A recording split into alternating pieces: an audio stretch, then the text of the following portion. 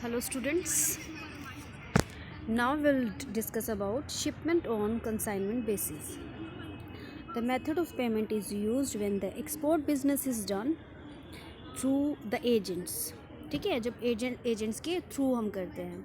In this method the exporter makes shipment of goods to foreign consignee. यहाँ जब हम बात कर रहे हैं ना, मतलब एजेंट है वो कंसाइनी भी हो सकता है without making any claim for payment for goods shipped but retained the title of the goods with him as also the risk attached thereto. ठीक है, मतलब टाइटल ऑफ गुड्स है with him is also the risk जो होगा वो वहीं से attach हो जाता है. But the exporter will have to declare the expected value of consignment in the GR form. एक फॉर्म होता है, ठीक है, GR फॉर्म होता है.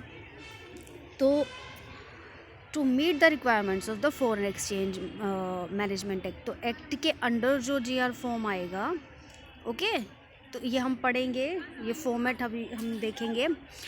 इन this method the goods have been sold by the agent in the importer's country. Sale करी जाती हैं by the agent in the importer's country, जो आयात करने वाला होगा.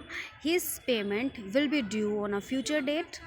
ठीक है, मतलब जो पेमेंट होगी वो बाद में होगी. विच इज़ क्वाइट अनसर्टन, मतलब कोई ऐसा भी नहीं है कि भाई कोई डेट दे दी गई है, स्पेसिफाइड डेट है. This method is very risky from the exporter's point of view because the consignee may return the goods at any time without any liability. Okay, at the seller's expense, किसका कौन expenses उठाएगा? Seller उठाएगा. If he fails to sell the goods, because the higher degree of risk involved in this method, the shipment on consignment basis should be made only to trusted agents.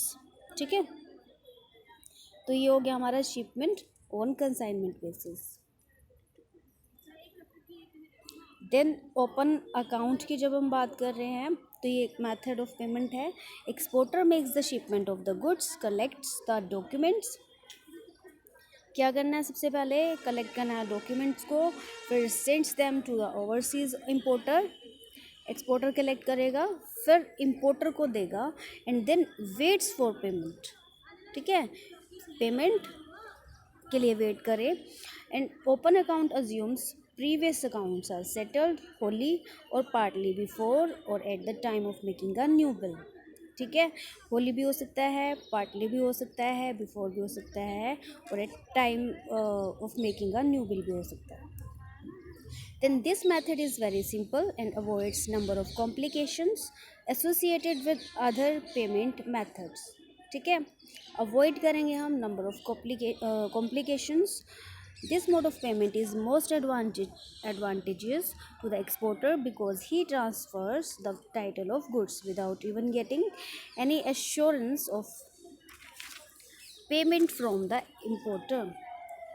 ठीक है, the absence of documents and banking channels makes it difficult to pursue the legal enforcement of claims. The exporter might have to pursue collection abroad, which could be difficult. This payment of method is feasible in the following situations. Then first one is the financial condition of the exporter is sound. Okay, तो मतलब sound होनी चाहिए exporter की financial condition. Second one is there is long established relationship between the exporter and importer. Then political environment in the international market is stable. There are no exchange restrictions in the importing country.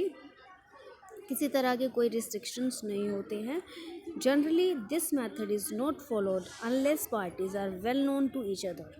ठीक है, जी यहाँ हम करेंगे तो formal नहीं, अगर informal relations हैं, known हैं, वेल नोन हैं, ठीक है, तो ही ये मेथड अच्छे से हम कह रहे हैं वर्किंग होगा. And there competition among the sellers. ठीक है, थैंक यू.